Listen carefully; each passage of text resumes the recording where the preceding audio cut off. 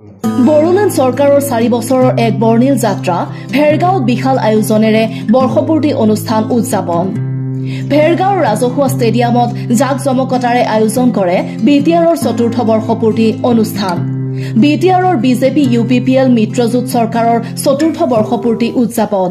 উদালগুৰি জিলাৰ ভেৰগাঁৱত উলহ মালহেৰে উদযাপন কৰা হয় বিটিআৰ চৰকাৰৰ 4ৰ্থ বৰ্ষপূৰ্তি। হাজাৰ হাজাৰ জনতাৰ উপস্থিতিত অনুষ্ঠিত বৰ্ষপূৰ্তি অনুষ্ঠানত মুখ্য অতিথি হিচাপে উপস্থিত থাকে বিটিআৰৰ মুৰব্বী প্ৰমোদ বড়ো, বিধানসভাৰ অধ্যক্ষ বিশ্বজিৎ দৈমাৰী।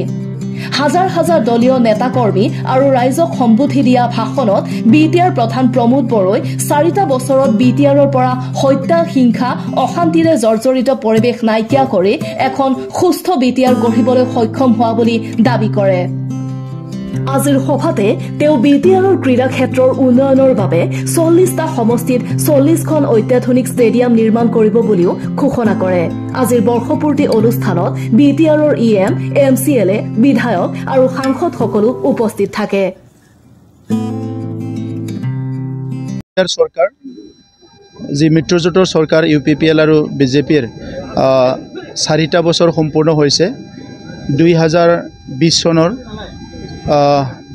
15 ডিচেম্বৰত আমাৰ চৰকাৰ আৰম্ভ হৈছিলে আৰু এবছৰ কোভিডৰ কাৰণে আমি খুব ভালকে কাম কৰিব পৰা নাছিলোঁ, কিন্তু যোৱা 3টা বছৰ আমাৰ যি টিম বিটিআৰ হিচাপে আমাৰ EM সকল, MCLA সকল আৰু আমাক সহায় কৰিছে আমাৰ অঞ্চলৰ পৰা জিকি যোৱা আমাৰ যিসকল UPPL আৰু বিজেপিৰ আমাৰ MLA সকল আৰু লগতে আমাক প্ৰত্যেকটো মুহূৰ্ততে আমাক গাইড কৰি আছে অসমৰ মুখ্যমন্ত্ৰী ডাঙৰীয়া। গতিকে আমাৰ টিমত আমি তেখেতকো আমাৰ গাইড হিচাপে আমি যিহেতু লওঁ, আমাৰ টিমটো যোৱা 3টা বছৰত আমি খুব ভালকৈ খুব এফেক্টিভলি আমি কাম কৰিছোঁ। আৰু 2020 চনত যি সপোন লৈ বড়োলেণ্ড অঞ্চলৰ ৰাইজে আমাক ভোট দিছিলে, চৰকাৰত আনিছিলে, সেই সপোনবিলাক আজি বাস্তৱত ৰূপায়ণ হোৱা কথাবিলাক আমাক ৰাইজে জনাইছে।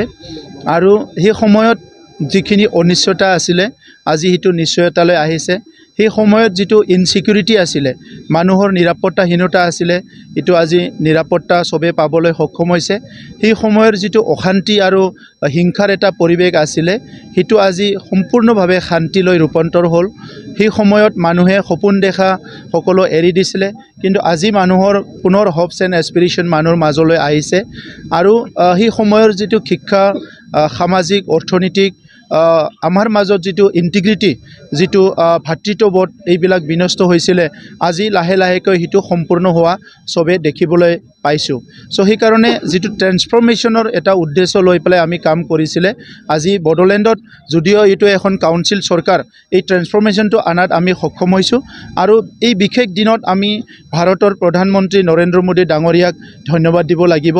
2020 চনৰ যিটো শান্তি চুক্তি হ'ল বড়োলেণ্ডৰ আমাৰ বিভিন্ন সংগ্ৰামীসকলৰ লগত, সেই শান্তি চুক্তিটো ভাৰতবৰ্ষতে এটা উল্লেখ ল'বলগীয়া শান্তি চুক্তি বুলি আজি প্ৰধানমন্ত্ৰী ডাঙৰীয়াও কৈছে। কাৰণ বহুত শান্তি চুক্তি হৈছে, ক'ৰবাত সফল হোৱা দেখা নাই, কিন্তু আমাৰ ইয়াত শান্তি চুক্তি হোৱাৰ পিছত 100% সফল হোৱা আজি দেখিবলৈ পাইছে। আৰু ইয়াৰ লগতে ভাৰতৰ গৃহমন্ত্ৰী অমিত শ্বাহ ডাঙৰীয়াক আমি ধন্যবাদ দিব লাগিব। শান্তি চুক্তিত উপস্থিত থকাৰ লগতে আমাৰ এই 4টা বছৰত বিভিন্ন সময়ত আমাৰ বড়োলেণ্ডলৈ আহিছে আৰু দিল্লীলৈও আমাক বিভিন্ন সময়ত লগ কৰিবলৈ তেখেতে সুযোগ দিছে। বিটিআৰ চুক্তি ৰূপায়ণ কৰাৰ লগতে আমাৰ বিভিন্ন জ্বলন্ত সমস্যাবিলাক সমাধান কৰাত তেখেতে সহায় কৰিছে। আৰু বৰ্তমানৰ অসমৰ মুখ্যমন্ত্ৰী তাহানিৰ cabinet minister doctor Himanta Biswa Sarma ডাঙৰীয়াক ধন্যবাদ দিব লাগিব। তেখেতৰ দীঘলীয়া এটা ৰাজনীতিক উপলব্ধি আৰু বিভিন্ন জাতি জনগোষ্ঠীৰ সমস্যাবোৰক তেখেতে যিমান ভালকৈ বুজি পায়, তেখেতৰ এই গোটেই উপলব্ধিৰ কাৰণে 2020 চনৰ শান্তি চুক্তিত তেখেতে আগৰণুৱা ভূমিকা লৈছে। আৰু ইয়াৰ পিছত আমাৰ চৰকাৰ গঠন কৰাত সকলো দিশতে তেখেতে সহায় কৰাৰ লগতে আজিও আমাৰ বিটিআৰ অঞ্চলৰ 35 লক্ষ জনসাধাৰণক কেনেকৈ আগুৱাই লৈ যাম আমাক প্ৰত্যেকটো মুহূৰ্ততে গাইড কৰি আছে। মই আজি আমাৰ চৰকাৰৰ এই 4টা বছৰ সম্পূৰ্ণ হোৱাত বডোফা উপেন্দ্ৰনাথ ব্ৰহ্মলৈ মই শ্ৰদ্ধা জনাইছোঁ। তেখেতে এই অঞ্চলক লৈ পেলাই এটা সপোন দেখিছিল, এটা শান্তিৰ বড়োলেণ্ড গঢ়া, এটা উন্নত বড়োলেণ্ড গঢ়া আৰু সকলো জাতি জনগোষ্ঠীক লৈ পেলাই যিটো তেখেতে কৈছিলে লিভ এণ্ড লেট লিভ, এটা ডাঙৰ এটা মটো লৈ পেলাই আগবাঢ়ি যোৱাৰ এটা সপোন দেখিছিলে। আজি সেইটো বাস্তৱত ৰূপায়ণ হোৱা এটা পদক্ষেপত আমি আগবাঢ়ি আছোঁ। আৰু লগতে বড়োলেণ্ড সংগ্ৰামৰ যিসকল শ্বহীদ, যিসকলে তেখেতসকলে আমাৰ কাৰণে এই 35 লাখ জনসাধাৰণৰ বৰ্তমান আৰু ভৱিষ্যতৰ কাৰণে প্ৰাণ আহুতি দিলে, মই তেখেতসকললৈ শ্ৰদ্ধাঞ্জলি জনাইছোঁ। আজি পুনৰ ক'বলৈ বিচাৰিছোঁ, 35 লাখ বড়োলেণ্ডৰ যি জনসাধাৰণ আছে, ইয়াত বিভিন্ন জাতি। Desk report, news express, Assam.